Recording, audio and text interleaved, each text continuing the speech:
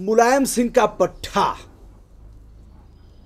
Jail काटेगा, आजीवन कारावास की सजा का दंड भुगतेगा। शायद उसके पाप का घड़ा भर गया था।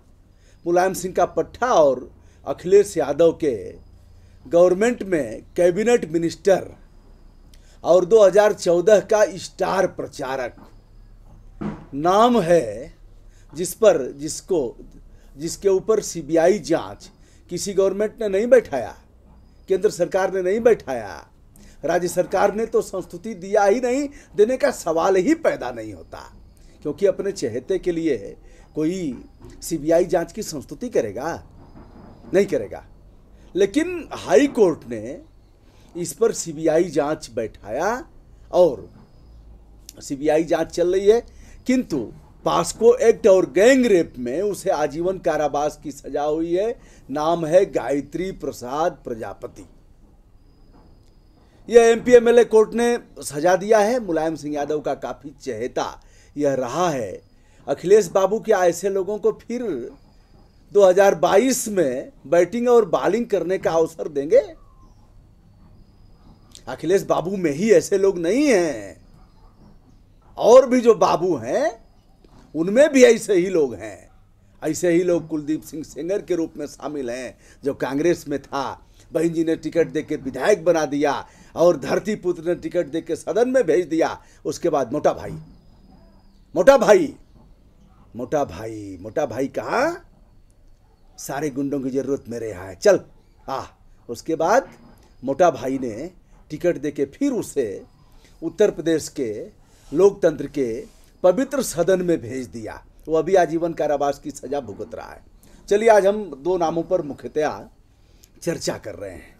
तो गायत्री प्रसाद प्रजापति, जिसके ऊपर खनन, अवैध खनन सहित तमाम मामले दर्ज हैं, इसकी राजनीतिक शुरुआत होती है। इसकी शुरुआत होती है, पहले किसी स्थानीय दल में था, बाद में समाजवादी पार्टी से इसकी शुरुआत होती है। 2 बार चुनाव लड़ा, हार गया, तीसरी बार टिकट नहीं मिला और चौथी बार इसने छक्का ऐसा मारा कि यह न केवल विधायक बना बल्कि राज्य मंत्री बना, बाद में कैबिनेट मंत्री बना। नाम है गायत्री प्रसाद प्रजापति। अमिताभ ठाकुर ने भी मोर्चा खोला था और यह मुलायम सिंह का चहेता और अखिलेश का प्रिय।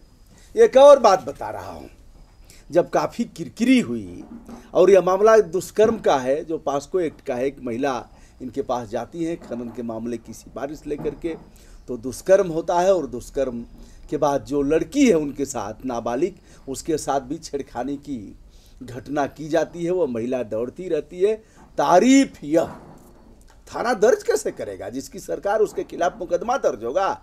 हम लोग एक बार गए बिहार के मुख्यमंत्री के खिलाफ मुकदमा दर्ज कराने, नाम था उनका जीतन राम मांझी। जीतन राम मांझी ने कहा कि कमीशनवा तो हम भी लेता है। तो हम लोगों ने कहा कि कमीशन लेता है तो इसके ऊपर दर्ज होना चाहिए।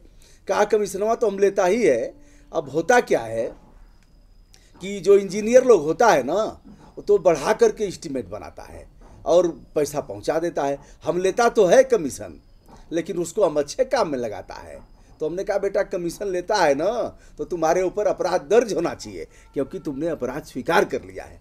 भैया हम लोग चढ़ गए गांधी मैदान पटना थाने में, 3-4 लोग थे, चढ़ गए।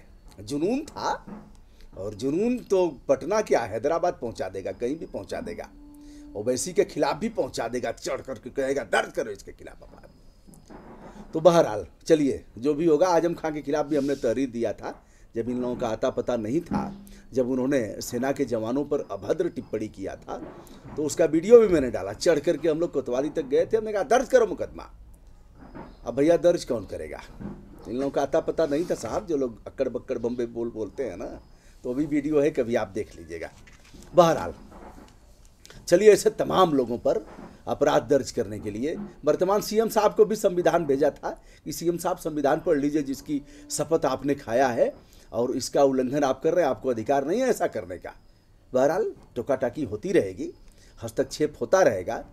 तो अब लोग जानता है ना, चलिए थोड़ी बिहार की भाषा में, लोग जानता है कि हम अक्कड़ बक्कड़ बम्बे बोल इसी में बोल रहे हैं। लोगों को ऐसे ही लगता है। बाबू, ऐसे बहुत से लोगों का जब जन्म नहीं था तब से यह काम शुरू है और चलता रहेगा, मर्यादित तरीके से चलता रहेगा। लोकतंत्र में जो हमारी सीमाएं हैं उसके आलोक में चलता रहेगा। जो जनतांत्रिक हमारी परिधि है उसकी सीमाओं का सम्मान करते हुए काम चलता रहेगा। और जो हमारी फंडामेंटल ड्यूटी है उसको करने से कौन रोकेगा। आइए गायत्री प्रसाद प्रजापति के बारे में एक मज़ेदार मामला बताता हूँ। जब किरकिरी हुई तो अखिलेश यादव ने अपने इस मिनिस्टर को क्या किया, मंत्रिपरिषद से बर्खास्त कर दिया। और बर्खास्त करने के बाद क्या हुआ कि इसके बाद मुलायम सिंह यादव का ऐसा दबाव आया, बताते हैं लोग कि ऐसे ही हुआ। 2016 में इन्हें मंत्रिपरिषद से बर्खास्त किया गया। यह है तिथि 12 सितंबर 2016 और 26 सितंबर, मतलब कुल मिलाकर के 12 दिन में ही इनका यह जो बर्खास्त से वापस हो जाते हैं। और फिर से गवर्नर माने गोल्डन जीरो, गवर्नर फिर शपथ दिलवाता है, फिर कहता है कि हम भारत के संविधान की शपथ लेते हैं कि विधि और न्याय और फला फला फला फला फला। करना तो कुछ नहीं है, शपथ लेने में क्या है। हम जब जस्ट ब्लॉक प्रमुख का शपथ ले रहे थे तो वही शपथ हम लोगों को भी दिलवाई गई।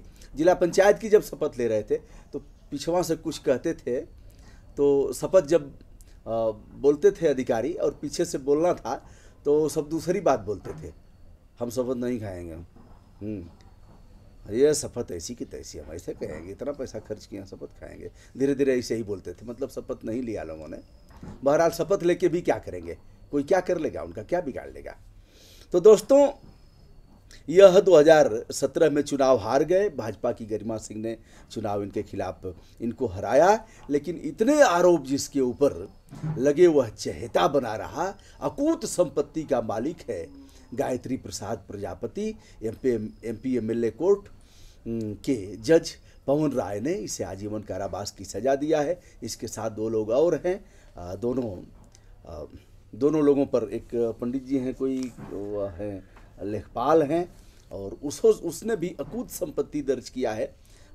घरवा तो उसका भी ढहवाना चाहिए ना, लेखपालवा का भी घर ढहना चाहिए। और ऐसे तमाम लेखपाल हैं, लेकिन अब लेखपाल पंडित जी हैं तो हो सकता है न ढहे घर, क्योंकि जाति देख करके न घर ढहेगा, जाति देख करके घर ढहेगा। 2022 का चुनाव देख करके घर ढहेगा, यही सब न करना है। उसके घर को थाना बनवा दो, तुम्हारे ठिठुर रहे हैं पुलिसकर्मी, उस को अस्पताल बनवा दो, उसके और भी बैरक बनवाए जा सकते हैं, महिला बैरक बनवा दो। अवैध ढंग से यदि अर्जित किया है तो ढहवा करके पोल्यूशन होगा, फिर वह मशीनें लगेंगी, घड़घड़ाएंगी, पेट्रोल और डीजल का दहन होगा, मैन पावर लगेगा, और जो धूल दूसरी धुआं होगा उसका भी होगा। चलिए भैया, क्या ऐसे गंदे लोगों से 2022 में परहेज करेगी समाजवादी पार्टी? क्या बहन जी इतनी किरकिरी होने के बाद भी क्या ऐसे ही गंदे लोगों को, देखिए साहब, सच तो यह है कि ऊपर वाला इनको माफ नहीं करेगा। एक को मैं नहीं कह रहा हूं, सब एक से एक सकल रणधीरा, सब एक से एक हैं। क्या बहन जी परहेज करेंगी? क्या विधि वेत्ता सतीश मिश्रा उन्हें यह कहने के लिए विवश करेंगे? विवश तो नहीं करेंगे, राजनीति चलानी है साहब। आपने भी अपने जितने आपके जूनियर वकील थे सबको आपने राज्य सूचना आयुक्त बनवा दिया था, कोई और नहीं था वकील, कोई और उस तरह का विधि वेत्ता नहीं था जो आयुक्त बन सके। आपने अपने चमचा, तो मैं नहीं कहूँगा कि चमचों को बनवा दिया, लेकिन आपने अपने चहेतों को बनवा दिया जो आपके जूनियर थे, सब राज्य सूचना आयुक्त बन गए। और यही हाल धरतीपुत्र के समय में हुआ, और यही हाल वर्तमान प्रभु जी के शासनकाल में हो रहा है। दोस्तों, टोका टाकी शुरू करते रहना है, क्या होगा परिणाम खुदा जाने, लेकिन जिंदा कौमें हाथ पे हाथ रख करके नहीं बैठ सकती, ऐसा कहा है डॉक्टर लोहिया ने। तो चलिए, आज का वीडियो बस इतना ही। सुप्रीम कोर्ट के आदेश पर जिसके खिलाफ अपराध दर्ज हुआ वह मामूली व्यक्ति नहीं है। पिछली सरकार ने किरकिरी कराया और किरकिरी आज भी हो रही है। वर्तमान सरकार भी अपनी भद्द पिटवा रही है, पिटवाती रहेगी जब तक आप चुप रहेंगे, जब तक आप जी हुजूरी करते रहेंगे, जब तक हम चम्मच की भूमिका में रहेंगे, चमचा, जब तक हम चमचा की भूमिका में रहेंगे तब तक यह सब होता रहेगा। विनम्रता के साथ ब्रजभूषण दुबे का सादर नमस्कार, धन्यवाद, मंगल कामना, जय हिंद।